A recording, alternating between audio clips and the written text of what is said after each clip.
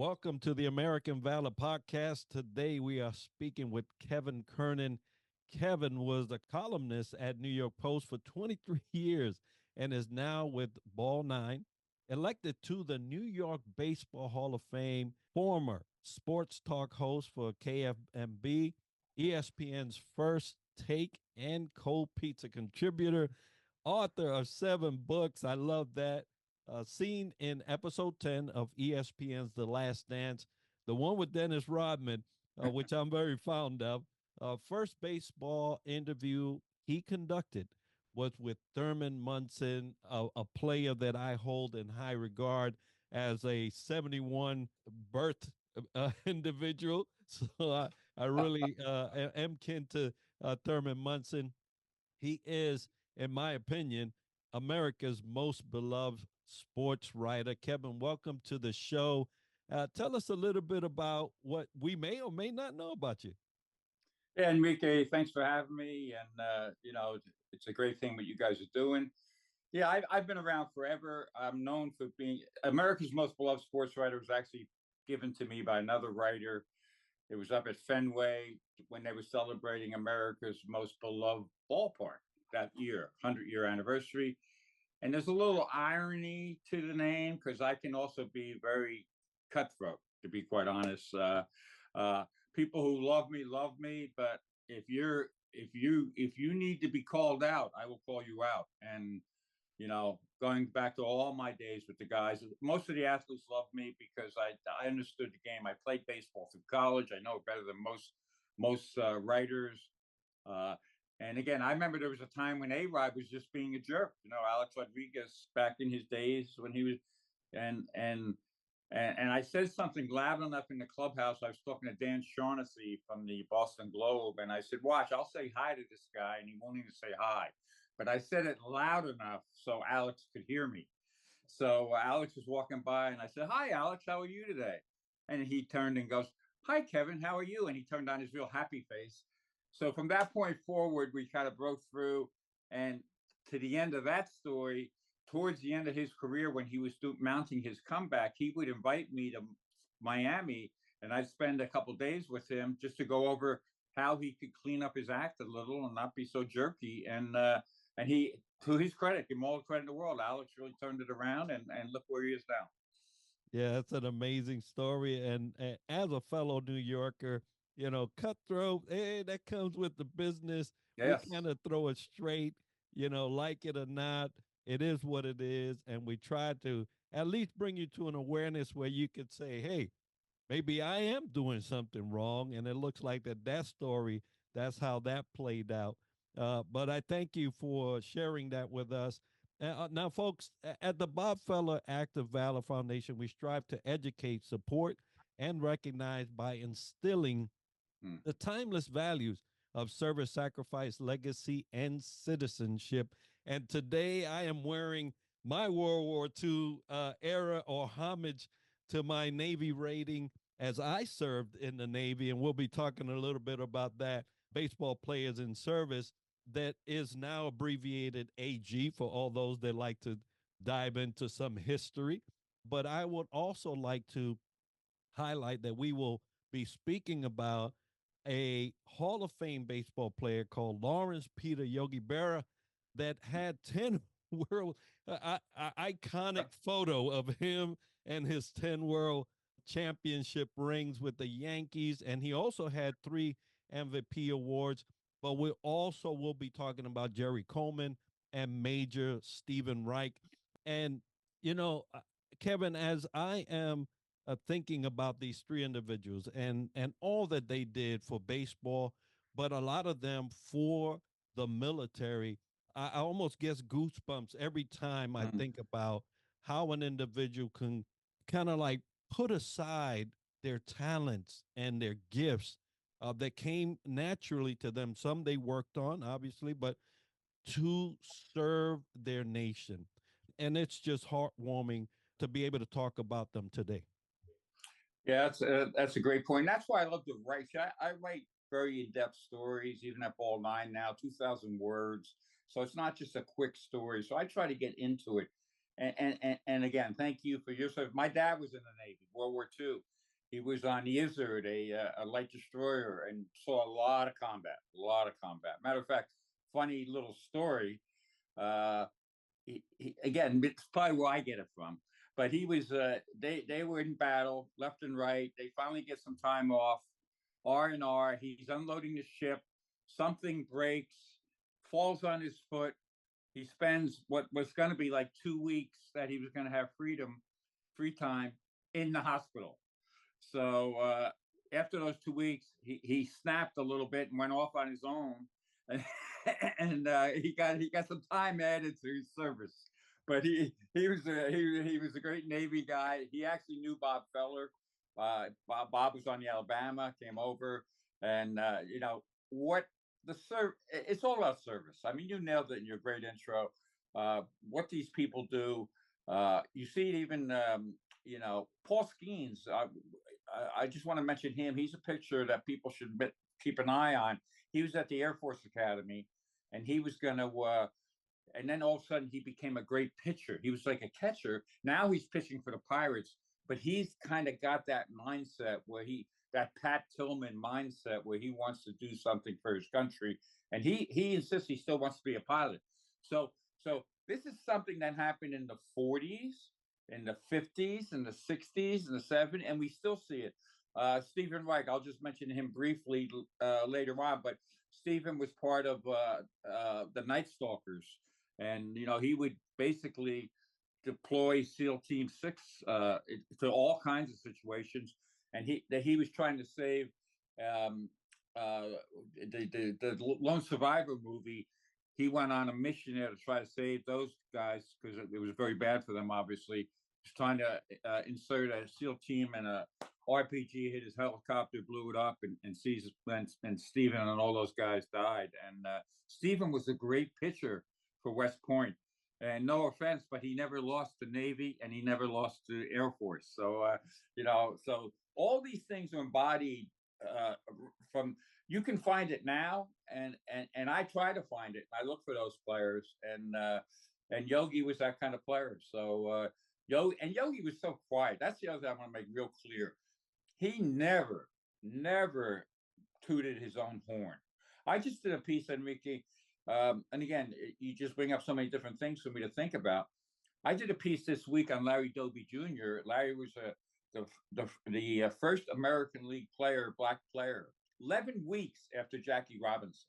Larry was a Navy veteran, World War II veteran, but they don't do anything to commemorate Larry's memory like they do for Jackie. And I think it's really sad because Larry, I met Larry, and in the article, if you go to ball9.com, just you'll find it right there. But Larry was a great individual. So these people, they're all different stars, but they all have the same mindset of service, commitment, and it shows in their play on their teams as well. Absolutely. And, I had an episode with Al Brumby from the Orioles Oh yeah, around yeah. his Vietnam era Mm-hmm. service. But to your point, I believe that there's not much known. It hasn't been dug down deep enough into Right. the lives of these baseball players and sports players in general of what service they provided during that time. And so we're coming on the cusp of that generation basically being gone. Yes. And so we have to do our due diligence, at least from the perspective of those that honor service, but also appreciate what they brought to us. The national pastime has been, and I grew up in 161st, 165th Girard Avenue, You're right which is there. right there, right? Yeah. Every home run I could hear from my apartment. So, to honor those that brought us so much joy as kids and as an adult, right? That we still really enjoy that pastime. So, as we're talking about these three gentlemen, I'll start with Yogi. Yogi is undoubtedly one of my favorite baseball players just because of my Bronx heritage. He also happens to be the first recipient of our award for a Hall of Fame awardee. who displayed Bob Feller's courage, selflessness, and service, and the strict standards by which he lived his life. And I'm sure that all these three individuals we're talking about today have, in one way, shape, or form, displayed that with how they not only served but also played.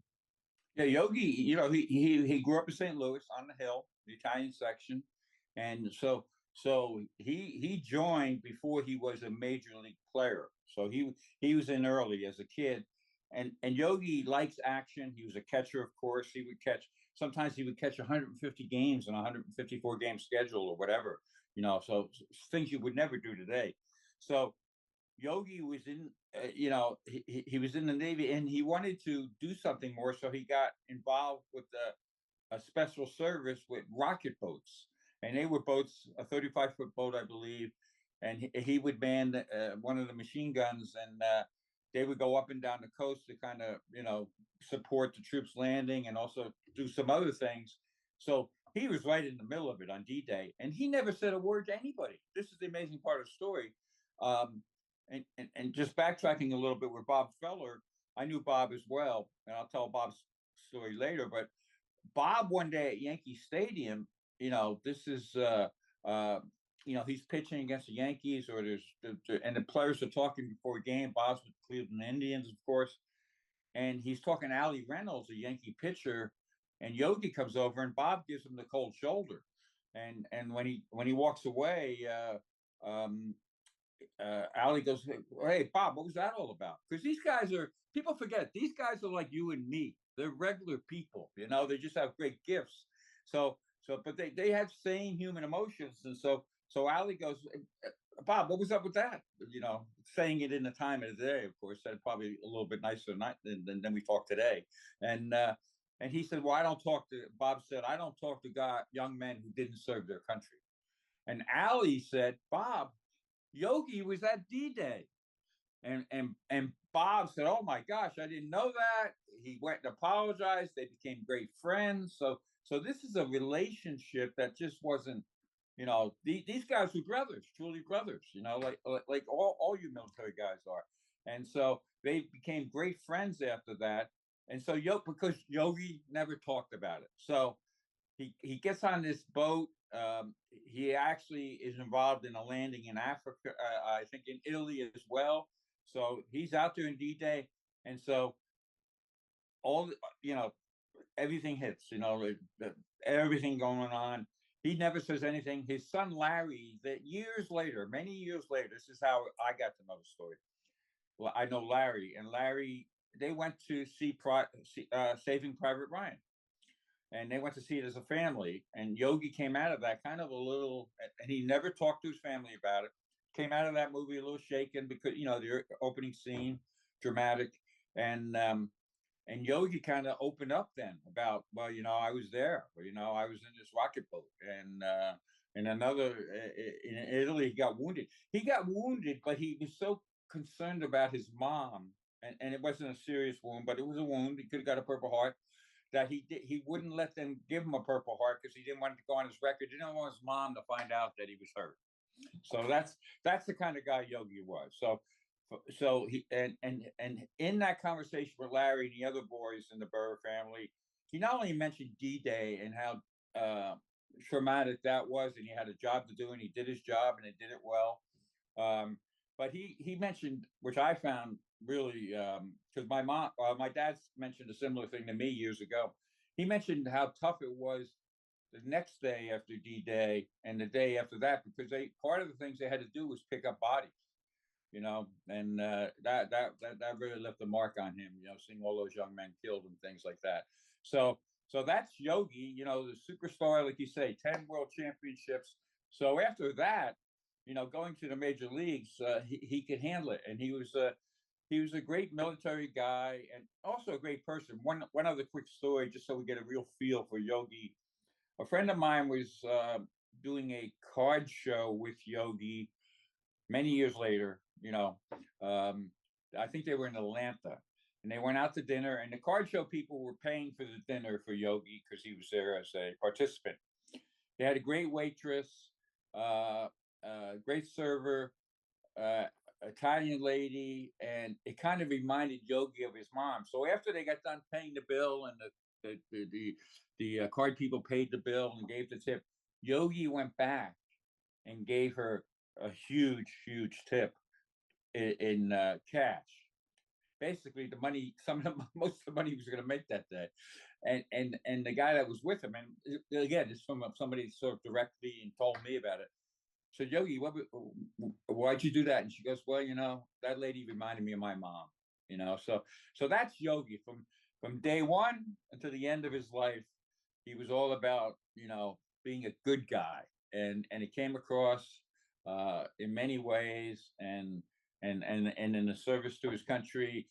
He also later on, after he came stateside, he was still in he was in a sub base up in Connecticut, playing baseball up there. Made many friends in the military that way as well. So he's on D-Day and he's playing baseball in the military. So you can't do much more than that, and of course when Bob Feller found this all out, he was like, wow, and they became great friends. And there was nobody like Bob Feller, by the way, because I talked to him many times.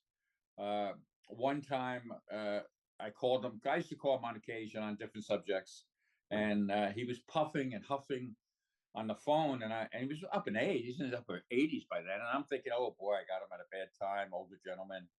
I said, are you okay, Bob? And he goes, yeah, I was just outside throwing the ball against the barn. I was just keep my arm in shape. So that to let the listeners know, viewers know that Bob Feller was still a ball player right to the end too. Well, that's a wonderful story. And a couple of things come to mind. Number one, we're always ready for the recall, right? even even if you served years ago, you're always ready for the recall. I'm sure that Yeah, was yeah. pressing in his mind, when can I serve again? And to the credit of Yogi Berra, as you're telling that story, I'm thinking about my mom. And there's a lot of us, right, that Mm, hold mom in high regard. mm. And in service, a Purple Heart, it, it means a lot. It means a lot. Means Uh, a lot. yeah, Means a lot. because you was in theater, you was in combat, you suffered an injury.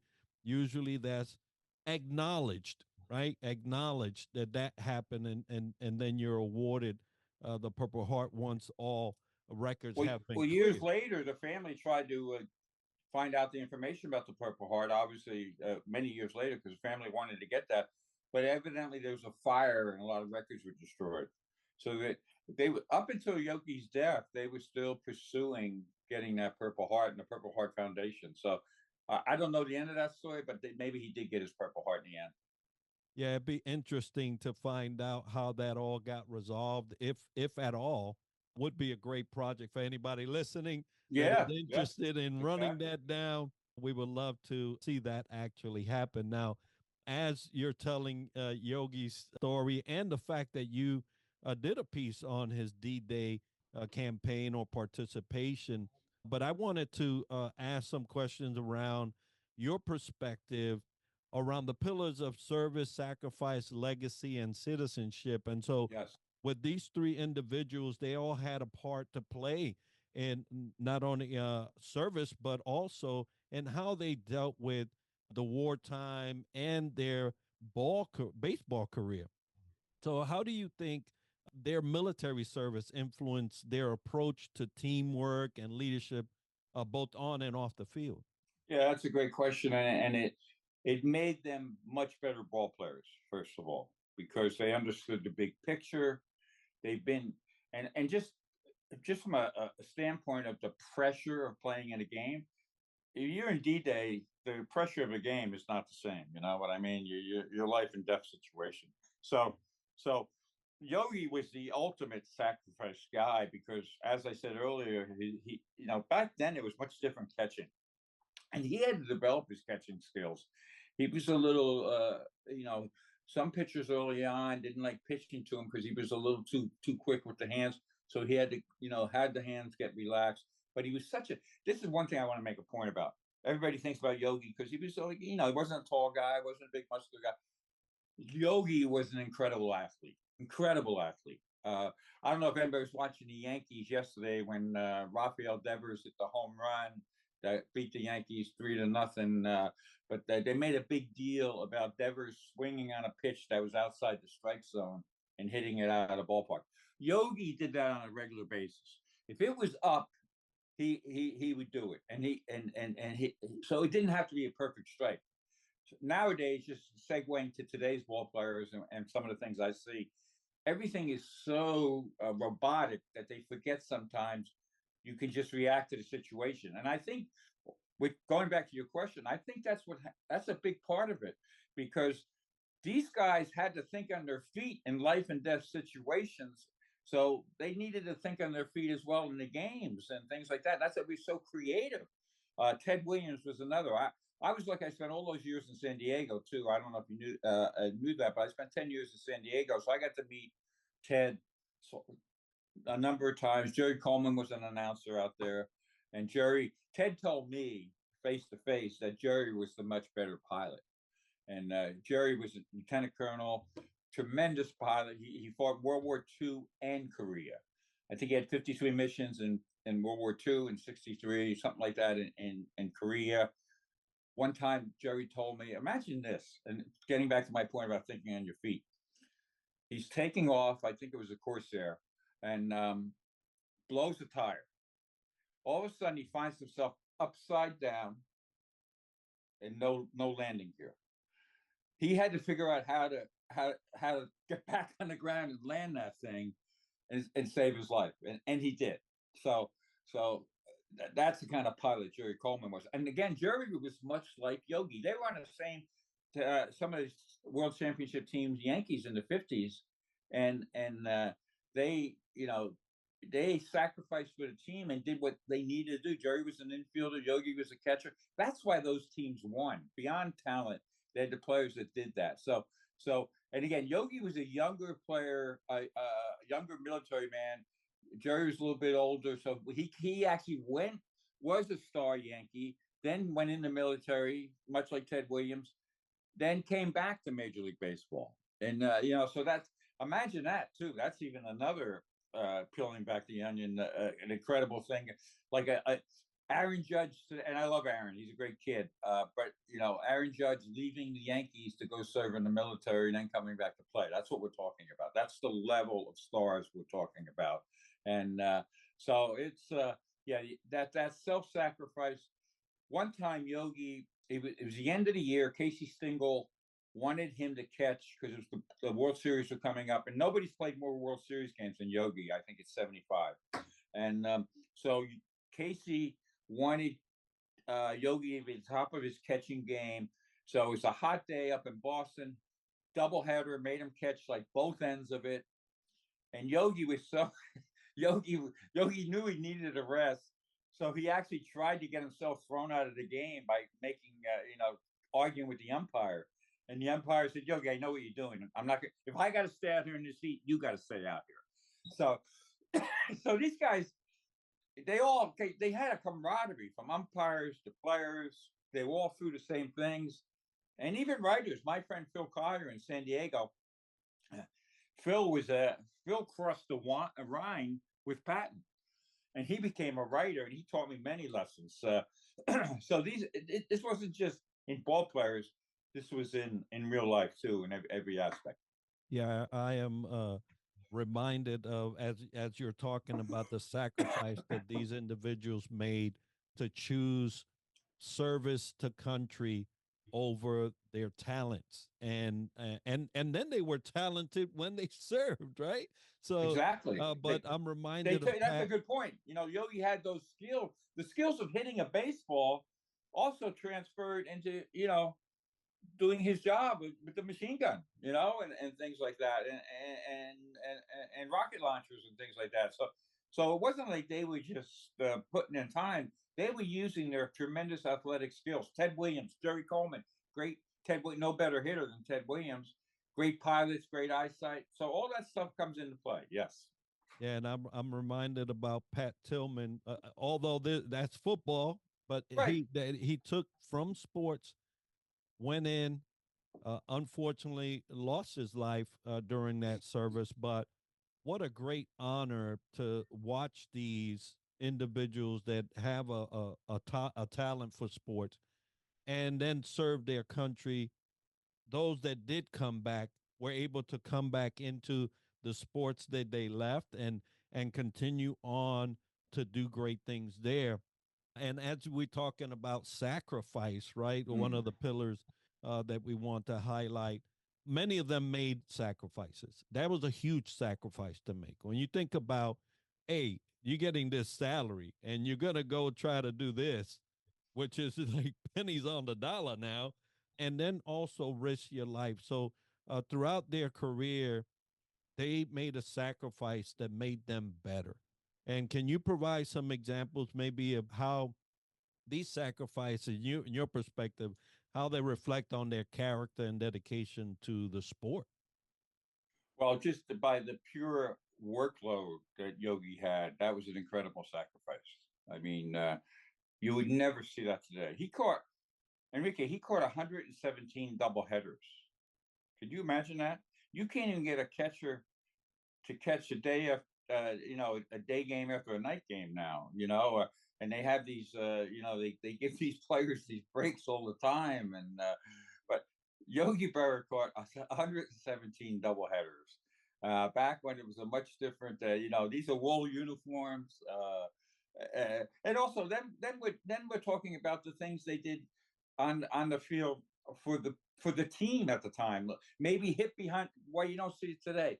Hit behind the runner to get the runner to third base if that's the winning run. You'll see all these guys today take big swings. They don't even care about moving the runner over. That's why they had to come up with a rule to put a fake runner at second base in extra innings now, because they can't score runs, because they don't have that. Many of them don't have that team sacrifice approach. And what happens was, once you get a few of these guys the whole team then sacrifices in the big picture. And what do you get if you have talent and you sacrifice as a team? What do you get? You get 10 world championship rings. That's what you get. So his rings, the picture that you painted of him with those 10 rings, that speaks to his sacrifice every day. Now, Ted Williams didn't have that kind of same success, but Ted also was that kind of player. Ted would help out other players and hitters, and he would always be willing to talk to help you out. And then and I go down the list. There was a guy too. There's a guy. Here's a guy you never heard of, but I want to mention his name. His name was Ney Hernandez, Latino out of. I remember in the early '90s, I wrote the story about Ney.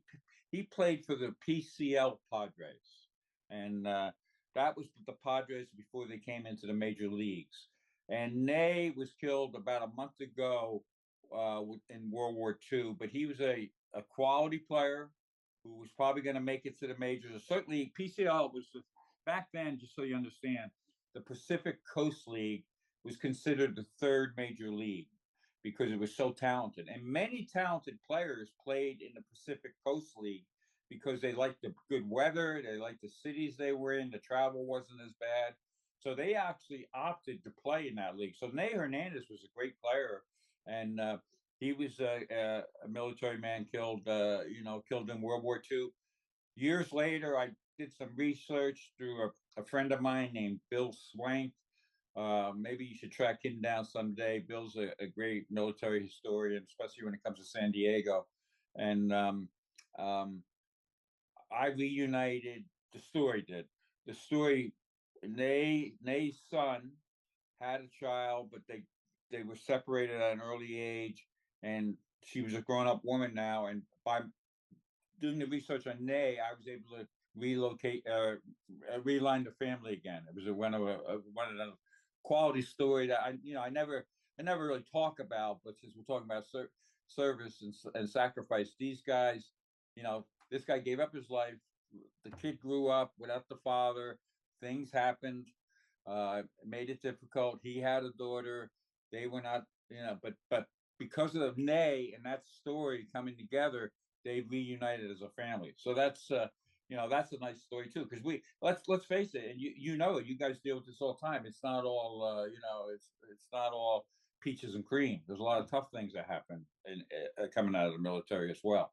So so the sacrifices are every day. I think that's why in the 50s and 60s these players had a different mindset. They became coaches, they became managers, they passed along these attributes, and that's why the game was so self-sacrificing up until up until recently. So I think we're getting back to that a little bit, and that's why I did the Stephen Reich story too, because this was, he died in Afghanistan in like 2006, I believe it was 2005, but I did the story in 2015 because the Night Stalkers, they never forget. And those guys come every year to see his mom and dad on his birthday. They spend time with the family. I mean, this guy, he was on Team USA in 1993. He was the flag bearer. So I'm not talking about some guy who just happened to pitch for Army. This guy was good. He was in the Baltimore Orioles organization. He probably would have made it to the major leagues, but he sacrificed, and he loved being a Chinook helicopter pilot. Loved what he was doing. He was a major, and so it's still going on today in so many ways. So it's really, I get to write about baseball all the time, but I always try to write a little deeper. And I'm convinced too. Getting back to Larry Doby, Larry, he spent, I think, 3 years in the service, and that was in his quality time too. So Larry did the ultimate sacrifice of being the first black player in the American League. And with Jackie, I want to make this point very clear. Jackie was 28. Larry was only 23, but he had been in the military for 3 years, Navy, and World War II, and so when he got hired by the Indians, there was no, when Jackie went to Brooklyn, there was a little bit of a support system with Branch Rickey. With Bill Veeck, the owner of the Indians, he just hired him from the Newark Eagles. So he came right from the Negro Leagues, basically next day to the major leagues. And Larry grew up in New Jersey, in Patterson. It was very, very, everybody, blacks, whites all together. So he was stunned by some of the things he saw when he started traveling around the country. And but Larry had no support, but I'm sure he leaned on his military training to get through that. And just a side note, I talked to his son Larry Doby Jr. just for fun and to make this more human. Larry Doby Jr., great guy. Larry, for the last 25 years, and his dad passed in 2002, but Junior, he's for the last 25 years, he's worked for Billy Joel. He's been one of the road managers for Billy Joel. So he's it's just funny to see all those great attributes create another layer of maybe their children, and it just keeps going on and on and on. So it's a wonderful thing to see. Yeah, and those sacrifices lead to legacy, and we'll be talking about legacy here in a second. But I wanted to let everybody know I'll put a link about the story for Manuel P. Ney Hernandez so that you can get educated on this individual that he died on his service. Right. But there's so many that we just don't know about. Similar to the story about somebody that doesn't know about somebody else's service, and then they find out, and then all of Exactly. a sudden all that animosity goes out the window, and you brothers. Those Are you stories. familiar with the Joe Pinder story? Joe Pinder. Joe Pinder story is very interesting. Joe was a pitcher in the minor leagues, won 17 games, a little bit older, 31. I recently did this on my podcast. We had Lisa Tarano on from the Soldiers and Sailors Hall and Museum in Pittsburgh, which evidently is a great place. I got to get there. But Joe was a Pittsburgh native, a pitcher, a great kid. He was a radio operator, and back then, 44, a radio was the key. You establish radio communications on the beach. You got something going there. So he landed on the beach. He already had done some other landings, so he was a big red one. So that he was. They got cut down immediately. He jumped over the side of the boat. He was, like I said, he was a pitcher, very successful minor league pitcher. He got shot in the face. He brought the equipment up. He went back 3 different times to the boat, the landing craft, to get his equipment, set it up. It was eventually shot again in the legs, and was shot a 3rd time and killed right on the beach, and Medal of Honor winner. But he was a baseball player. So it's The stories are out there if you look for them. Yeah, absolutely, and very inspiring. They adds to the legacy. Now, Yogi Berra's legacy extends beyond his Oh yeah, remarkable achievements as a player Affleck. and manager, right? Yeah, yeah. But for all these individuals we were talking about, in what ways has their impact on the game of baseball and American culture endured over the years? And how do current players and fans honor those contributions? Yeah, the current players love to be. I was at many old timers days. They love to. Derek Jeter loved to be around Yogi. Always. Uh, Ron Guidry would drive him to the ballpark in spring training and all the time. So these players love to be around Yogi because of what he stood for, um, and he was funny. A lot of the Yogiisms are made up, but and they're true. I mean, I was telling my wife one the other day, we didn't go back to this restaurant because it's too crowded now, and that's what Yogi had. One of his favorite lines was like oh, that place nobody goes there anymore. It's too crowded. So Yogi had, Yogi established family. Him and his wife were married forever. You know, so his legacy was obviously in baseball, MVP winning. Great. He was when he retired, he had the most home runs of any catcher, 306, I believe it was. So he was like basically Mike Piazza of his time, but much better.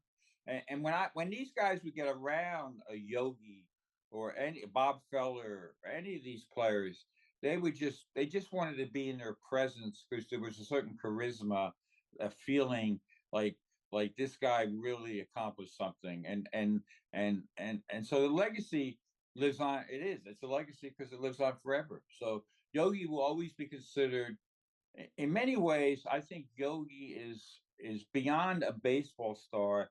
He's like he's what America stands for. A kid that kind of just came out of nowhere, made himself great, and was beloved. I mean, that's the way we should be, and have many friends. I mean, these when I would see, Ted Williams and Jerry Coleman get together and tell stories about their service, and then Tony Gwynn. I'm sure you're familiar with Tony Gwynn, 8-time batting champ. Tony, I got a picture behind me of Tony and Ted. Um, uh, Tony loved Ted Williams, and many of his the 1990 All Star game, 99 All Star game. There's all that the famous pictures of all the players milling around Ted Williams in his golf cart because by then he couldn't move around too well, and but they all wanted to know, what made him so great, and so their legacy lives on in many records. It lives on in how the game is played, and it lives on in just regular society. Yogi with the Aflac commercials. A whole new generation learned about Yogi through the Aflac commercials. So when Yogi passed, he was probably you could make the argument like he was probably one of the most famous ball players ever because everybody knew of him and what he did. Yet they didn't know about his D-Day exploits because he kind of kept it quiet, and that's who he was. So the legacy just it's I've been around greatness a lot in my life with great players and stuff like that. You're around greatness when you're around a guy like Yogi Berra, Bob Feller, and the respect you have for them, and even like many years later, being in Stephen Reich's Jerry Coleman. When you go into Jerry Coleman's house, Jerry had no baseball. He won all those World Series too. He had no trophies or anything like that. His house was just a regular house, normal stuff. They didn't toot their own horn, and that's that. Even Larry Doby Jr. said that to me the other day. He said he would love that they would if Major League Baseball would retire his father's number 14, just like they did Jackie's, because he basically fought the same fight as Jackie 11 weeks later. Only 11 weeks later. It's not like 2 years later.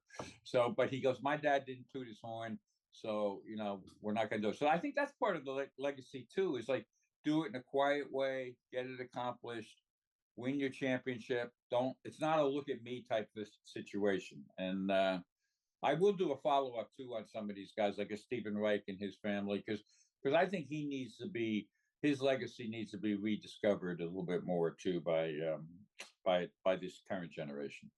And I hope that that is actually something that will come to pass. And you talk about legacy, it all boils down to similar things.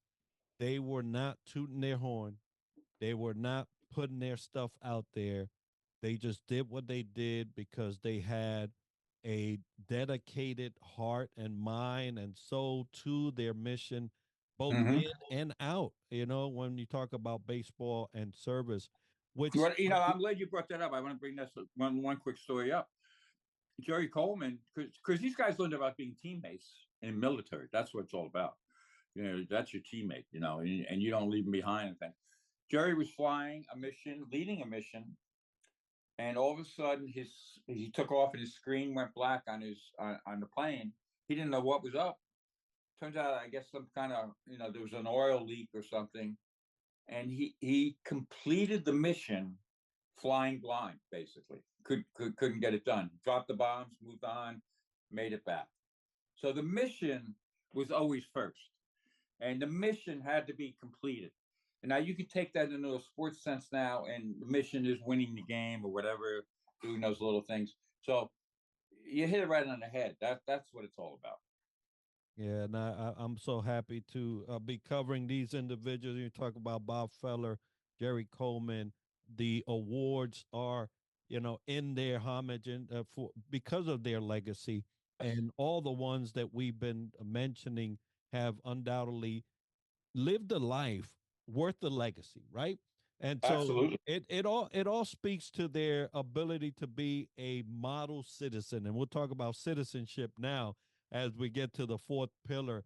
But beyond Yogi's athletics, right? Athletic prowess, he was known for his community involvement and his philanthropy, right? So and all of these players that we've mentioned have come post service, post athlete time, athletic time, their game time, and have just dropped into their communities so much benefit, right? They could have easily kept to themselves, enjoy the spoils of their time in service and playing, and just made the rest of their life easier. But they came and then they dumped into their community. So, can you discuss some of their notable contributions to society, how they shaped the perspective or perception of athletes and role models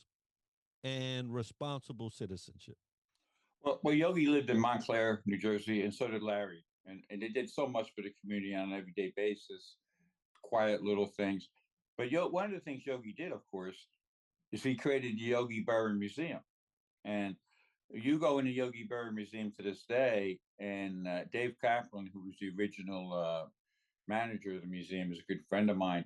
That's why I used to go see Yogi all the time. I'd see him at the museum, and he'd be there.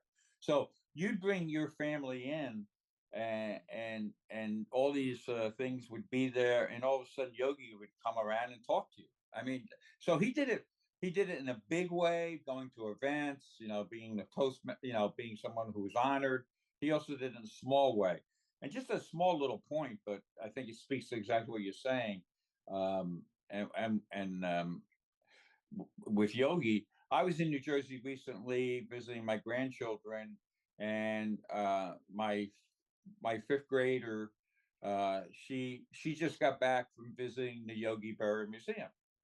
And when I told her I knew Yogi and all these things, and she was amazed. So that museum made an impact on her. Here she is, a fifth grader now. In 2024, Yogi played in the 50s and 60s, still making an impact because of for what they did. And at the Netflix thing, I don't know if you're familiar with Netflix. Yogi's granddaughter Lindsay did a great presentation on Yogi, and it's all over now, but it's won all kinds of awards. And so she wanted this generation to know Yogi as well. And so here it is, still out there every day. You can find things. And what did Yogi preach? You talk about citizenship, family, community, being the best you can be that day, and whatever you do, being a good guy, being normal. I mean, I hate to make this so basic, but there's nothing wrong with being normal.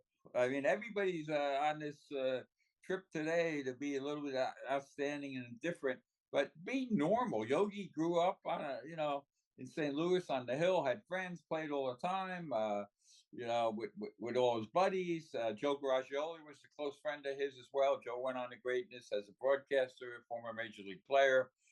Everyone that Yogi touched in his life kind of remembers that moment, and he left them feeling good about themselves. And that's probably, to me, what citizenship is all about.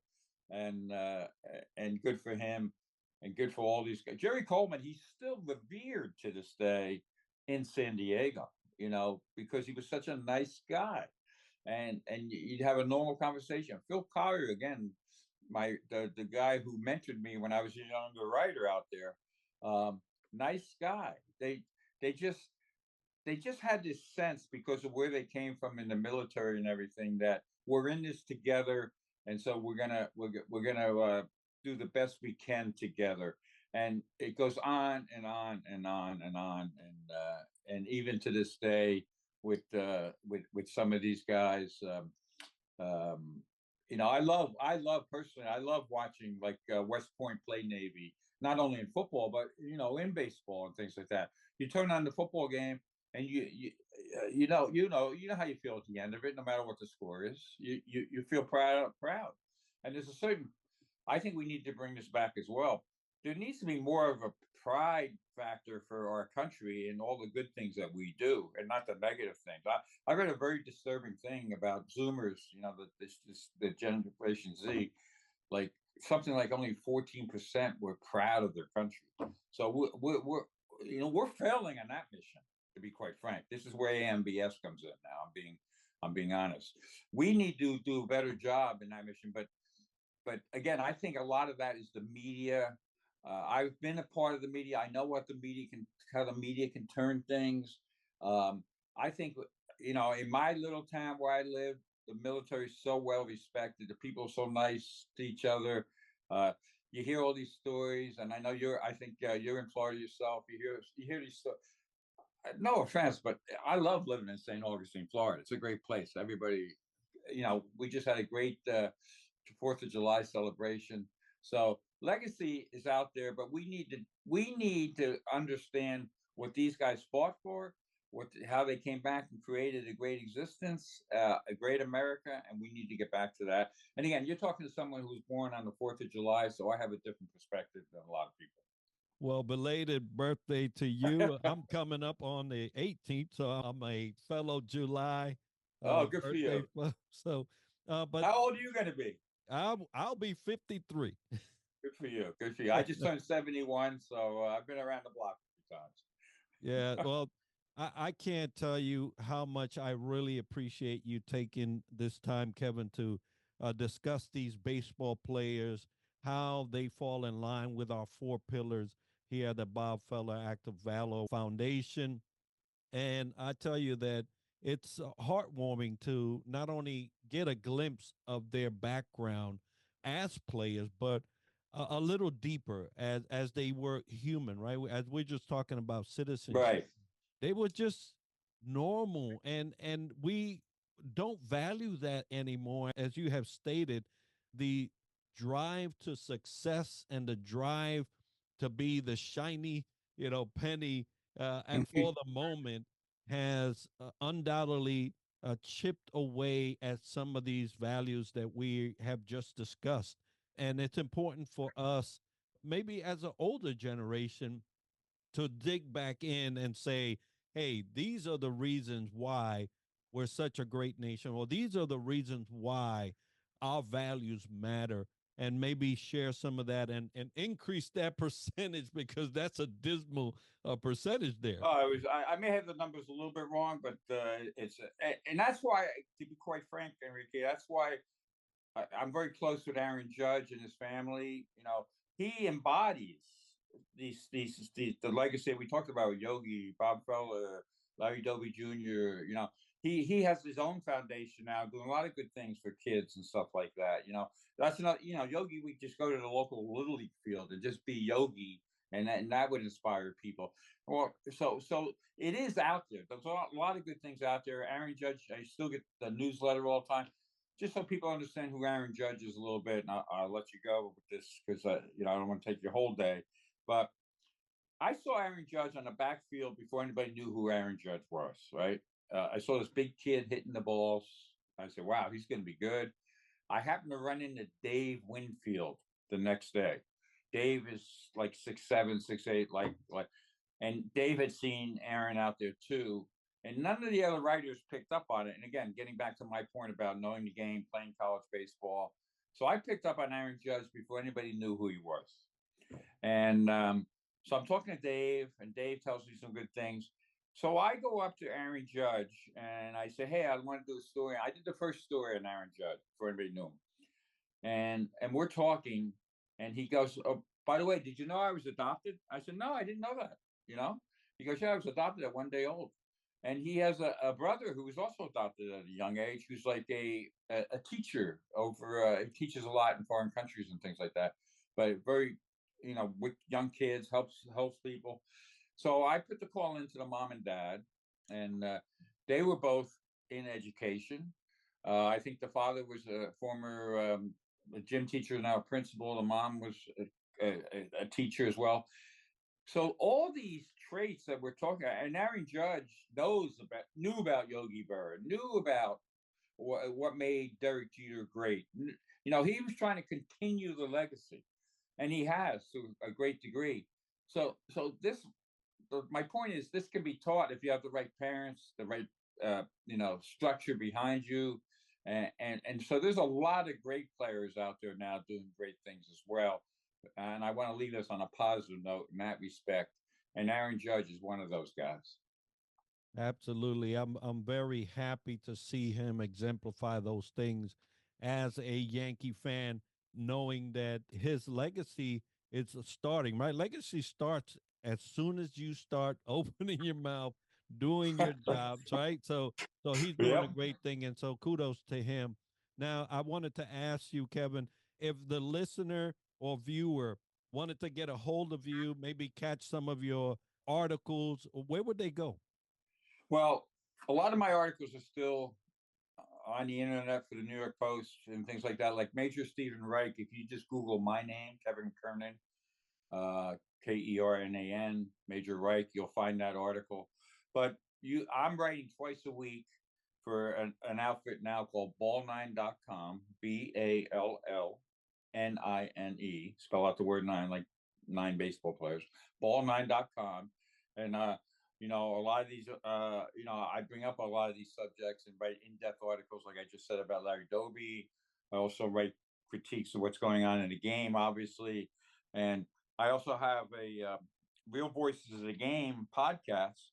Um, and we have some major league, former major league players involved. Jim Cott, a lot of good people. We have do some military stuff as well. So that you can find at podcasts everywhere. Just real voices of the game, and we have about 5 or 6 podcasts, so that your whole list will come up. But we're up to about 80,000 subscribers, so that's nice, and we're getting some traction there. And again, I'm not making that's not a money maker. That's just something we're trying because we're trying to get just like you are. We're trying to get stories out there. So, and you can also follow me. I may annoy you a little bit, but on certain areas. But I'm not. Like I said, I tell it like it is. Uh, and I still hear from people in New York. 2020, my position was eliminated. I didn't feel I was ready to retire, even though I was like 60 something at that time, and I continued to write. And I've been through all the generations. I mean, it's amazing. You mentioned it early, but Jordan, and again, leadership in Jordan's leadership was unbelievable. Um, go to shoot arounds with him, talk to Michael. I go all the way back to when Bill Belichick was, talk about military. You should try to get Bill on your show sometime. Um, Bill's father coached at Annapolis, and that's where a lot of his values started. I knew Bill when he was a special teams coach with the Giants back in the late '70s. So so and Bill also, I don't know if you're familiar with a lot of the I forget the name of the gentleman who does it's a great interviews with World War II guys. They've been going on for the last 15. And Bill quietly, people don't know this, but Bill, if you look through the credits, you'll see a contribution from Bill Belichick. You know, so Bill will get involved in this stuff too. So I will bring all that stuff up, here and there in my stuff. So my Twitter is very simple: AMBS, America's Most Beloved underscore Kernan, Kernan, and I'm on Facebook. All the usual places. And but you know, I'm still an active member in the BBWAA, Baseball Writers Association of America. So I'm still involved. You'll find me out there, and I still like to get the word out. What's right about sports in our country. Well, we thank you for that. And folks, we'll have that as part of the show notes and video so you can get a hold of Kevin and all he's doing, what he has done for us in sports. And so, folks, on behalf of the Bob Feller Active Valor Foundation, thank you for joining us today on this episode. God bless you and God bless America.